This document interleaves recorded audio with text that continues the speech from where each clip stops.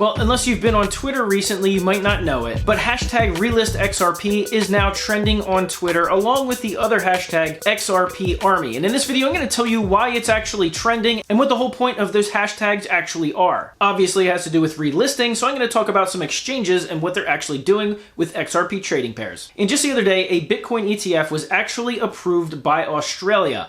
I'm going to tell you how it performed opening day and what the United States Congress is actually saying to the SEC about their own spot ETFs. And if you've been in the crypto space for any length of time, you probably have heard of this coming, which is gaming tokens and fan tokens. I'm going to tell you about what just hit Binance and what happened on the announcement that it was going to be added to Binance. Hey everyone, my name is Randy and welcome back to the Late Night Grind. Right now on this channel, I'm covering the Ripple versus the SEC case, other cryptocurrency news, investment markets, and personal finance. So if any or all of those topics interest you and you want to follow along, hit the subscribe button, join the Late Night Grind community, and be sure to hit that bell notification icon so YouTube will send you a notification when I release a new video. And I hope you're feeling generous today, because if you are, I'd really appreciate it if you do two things. Number one, smash that thumbs up button, and number two, watch this video all the way to the end. Those are really the two best things you can do to help out a YouTube channel. All right, let's jump into it. So I actually want to start first by talking about the Bitcoin ETF that was recently approved in Australia. Now this is big news because this was actually a spot ETF, not a futures-based ETF like was launched here in the United States the other week. This is what many Bitcoiners, what many in the crypto community, and now what many in the United States Congress is pressuring the SEC to approve. A spot ETF. So what's the difference? Well, a spot ETF is basically where you actually own a fraction of the underlying digital asset. However, in a futures-based ETF, you're basically betting on the future price of the digital asset. There's actually no custodying and no ownership of Bitcoin. So Australia actually launched it, and in day one, it did $31 million in inflows.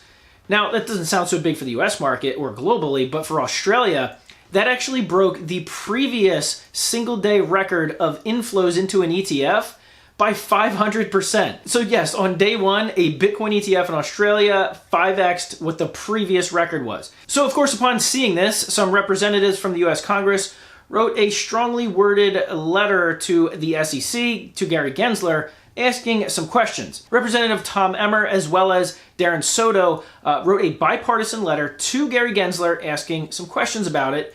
Namely, why isn't there a spot Bitcoin ETF approved yet? Why is it that only futures-based ones have been approved?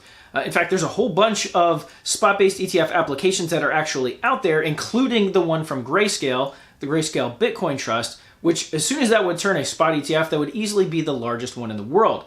So they basically just said, listen, if you can explain what the risk differences are between a spot ETF and a futures-based ETF, then there should be no reason why you shouldn't approve a spot Bitcoin ETF. And if you're an XRP holder, you know that Gary Gensler doesn't exactly answer in specifics, so I wouldn't be holding your breath. And next, I want to talk about a coin that Binance just announced that they were listing, and upon that announcement, it actually jumped 130%.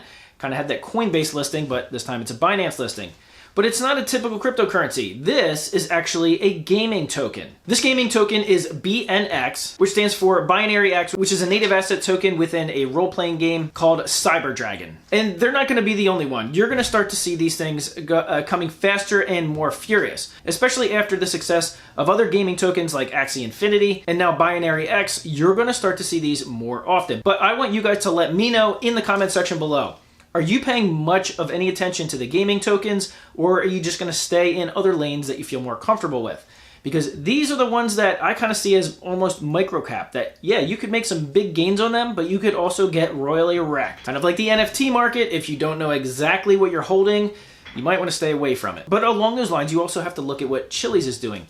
Chiliz, the cryptocurrency that hosts what is now being dubbed the fan tokens in the sports and entertainment world, are doing something similar, but instead of a native gaming token, it's a fan token. Now, to me, that seems a little more speculative based on kind of the popularity of what it is. A gaming token could obviously go up in value depending on how much is actually being used, not necessarily just the popularity of the game or the brand itself. But let me know in the comments section below what you guys think about these gaming and fan tokens that are starting to hit the market. And now taking a look at XRP and what they're actually doing on social media. Well, they're trending. Hashtag Relist XRP and hashtag XRP Army are both trending on Twitter, or at least as of yesterday they were. Now, this was basically a concerted effort by XRP holders to go onto social media and get these trending for a couple reasons. One of the biggest reasons is to go after Coinbase and get Coinbase to relist XRP. Now, of course, Coinbase delisted XRP once the SEC sued them, and they did not feel comfortable with it. So, like many other exchanges, they dropped XRP from the trading pairs. Now, there's a few that have added XRP back on. However, most of those are international, and they still don't service United States customers.